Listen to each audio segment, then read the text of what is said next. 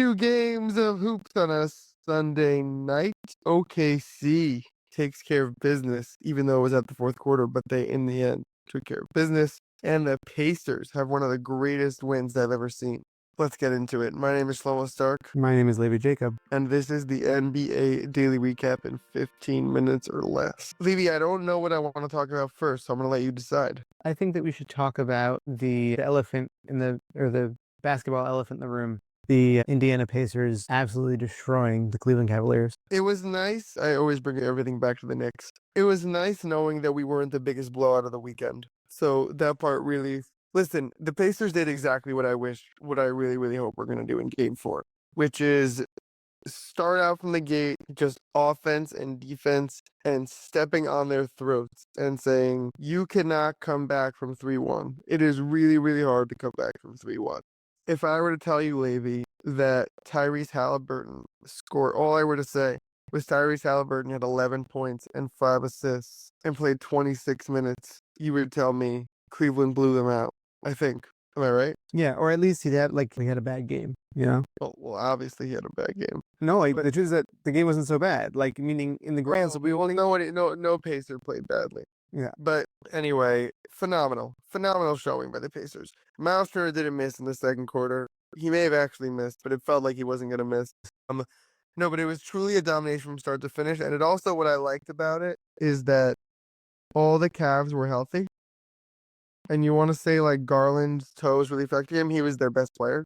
We were talking about how we were watching. I watched the first half, and you watched the third, also into the third quarter. And they just there was a point at which Mathurin and Hunter got into it, and then Hunter pushed him, and then Mathurin got ejected, and blah blah blah. And from that point on, they just didn't look back. The Pacers just went all out. Great ejection. Also, Obi Toppin had a Julius Erving callback.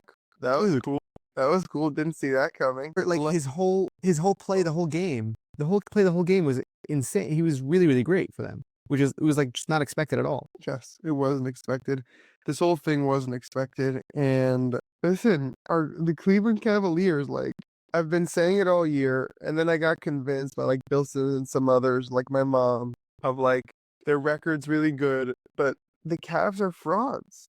The Pacers right now, if you put the Pacers against anybody right now, playing how they're playing, I don't want to hear that. Why? Because the Cavs were supposed to be, before the playoffs started, it was the Cavs, the Thunder, and the Celtics. The Cavs, nobody said, maybe Bill Simmons a little bit, he said, watch out for this Pacers team, but nobody was putting the Pacers in the group of that three. Oh, 100%. But I'm saying, but if you had the Pacers up against the Celtics right now, if you had them up against the Knicks, if you had them up against the Nuggets, they're putting on a really good series. This team is playing, they're the real deal right now. I agree with that. And all I'm saying is the Cavs have been favored in every game and have disappointed in 3 of the 4.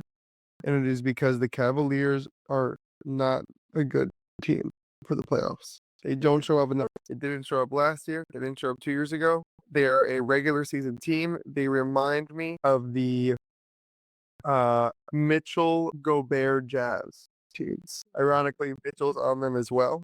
Yeah. Which is a coincidence. They have a good player in Donovan Mitchell. They have a good defensive anchor in Gobert or Mobley. They have an amazing regular season team. 1 seed by far. Come playoff time, no one's really afraid of you. Okay, next. Denver gives OKC a scare, but OKC ends up with a victory 92-87. This game, I would say, was the first game of the series where I thought these teams just looked even, and which makes sense because it's tied 2-2. But the Thunder, it was the first game really one of the first games all season where the Thunder came through in the fourth quarter. They've had less than 30 games, least in the league, in the clutch because they're always destroying teams. So they have very few games that are actually close with the last 5 minutes. And then Denver has typically won those games, but not tonight. The Thunder pulled through. Yeah. I think game 1, they also performed well. The problem ended up being that coaching issue where they fouled when they were up, because that way the Vegas could make up for it. Yeah, I don't really like blaming that on the loss. That's with the Thunder Nuggets, because the Thunder are favored by by 12 points. So when you start blatant loss on that, like, no, it was there's 3.5 other quarters before that play. Like they should be destroying them offensively and defensively. That last play was why they lost by, they actually lost the game by like 1 or 2 points, but they were favored by 10.5 points. I don't know. They, I don't know if I agree with that in regards to matchups. I don't think that's how matchups work. Like I hear you, but at the same time, like that's just not how. Like because the analytics say something and because the numbers say something doesn't mean that that's what I'm now holding to. when we predicted it, you predicted the Thunder game one. No, I don't think that. I think I said that it would be a lot closer. It'd be even because the Thunder did what they did tonight. I thought the Thunder were going to do what they did tonight, which is on defense you have one man fronting Jokic in Hartenstein, and then you have Chet kind of be the help defender on him, and that's the only way that you can really do anything with Jokic. And Bill Simmons also said this was the best defense that they looked in the series, the Thunder. I was telling somebody that I think that it's funny to me because this looked like when you have like a JV and a varsity play against each other, and the JV is more talented, so the varsity is like, okay, fine, so we're just going to deck you. That's what's going to happen. Like, there's so much physicality, and you really noticed it on OKC's end that they just didn't have anybody who, like,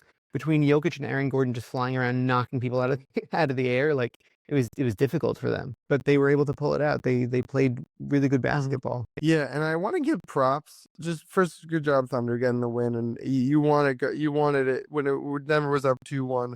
You had to make it 2-2. Like the game 4 was key. I love game 4s. I've said this in the pod. Now you're 2-2 going back to OKC. That's exactly where you want to be. It's a new series, best of 3. Thunder should win. I really think that Aaron Gordon has become like I think I would take Jamal Murray over him. I think I would take Jamal Murray over Aaron Gordon, but I think I'm at the place now where I need to think about it. Because Aaron Gordon has been so phenomenal this series. There's really stepped up. Yeah, last series also. And I've been really, really impressed with him. And he's just been perfect for this team. He's the definition of like someone would try to trade for him, but he's worth more to the Nuggets than he's worth to any other team. Right. Whereas I think that with the Nuggets, honestly, like if they traded Murray and they just got a reliable 3-point shooter who's able to be a better perimeter threat than Murray. Murray's explosive. That's why he's like dangerous. Like he could all of a sudden be, scoring a crazy amount. I think that the function could be filled by somebody else. Like if you had like Jordan Poole there instead of Jamal Murray, like, would that be such a crazy? I understand. I get it. Everybody hates Jordan Poole. I understand. If you put him in a good system, though, I think that he'd be a good player still. Tough take. He's one of the worst players in the league. He's in like the Kyle Kuzma area for me. No, that's not even close. Kyle Kuzma is on his own deserted island. Is where Kyle Kuzma is in regards to players in the league. I don't think Jokic could handle Jordan Poole. Okay. All right, predictions. Knicks, Celtics. Game 4 in the Garden. We've been down by 20 every game in this series. We came back games 1 and 2. Failed to go on a run in game 3. I'm predicting a Jalen Brunson legacy game and a Knicks blowout in game 4. I think I'm with you on this, which is bizarre. I actually think that the Knicks are going to win game 3.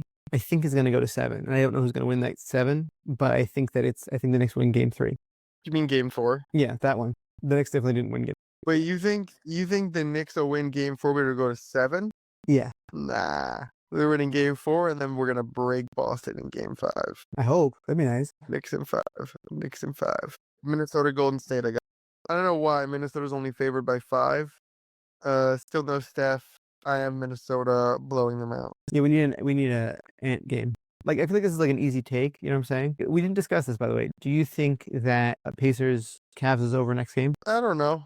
No, not necessarily. It could go 6. Yeah, I have to think about it. Well, we'll go to the predictions tomorrow, so it's fine.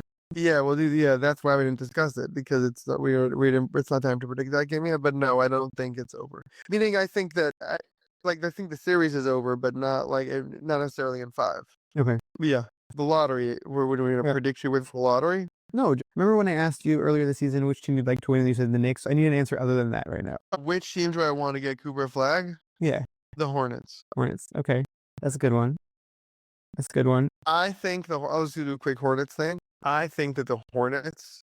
Maybe turn the TikTok camera on. I think that the Hornets. I think that the Hornets are going to be next year's Detroit.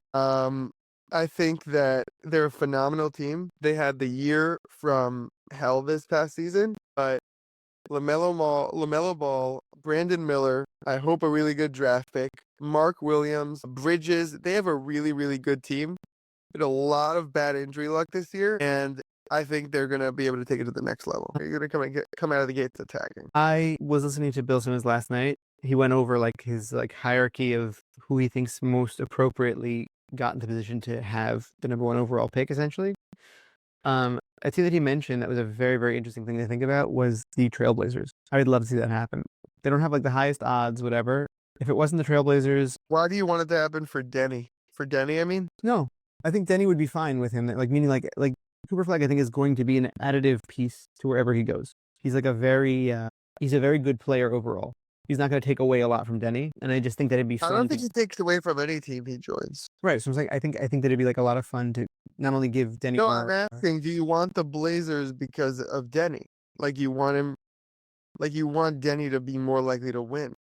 No, I'm saying it like I think that the Blazers are a very fun young team. I think is managed pretty well, and I think that his like potential would not be like affected by going there. Like I wouldn't want him to go to the Pelicans, you know? Oh, the Pelicans, I'd feel so bad for him. Yeah, exactly. So I don't want to see that again. I don't want to see another Zion. I want him to be able to like be, Although if he goes to the Pelicans, I'm going to talk myself into the Pelicans. I don't think I can until like it just no. Totally would. Okay, great. So we'll see what happens. He's probably going to the Spurs. Let's be real. I don't want that to happen either. I think that's my prediction. That's not what I want, but it's my prediction. Anyway, that was the NBA Daily Recap in 15 minutes or less. I want to thank you, Levi, for co-hosting, for producing, just for being an all-around good guy. I want to thank you for listening.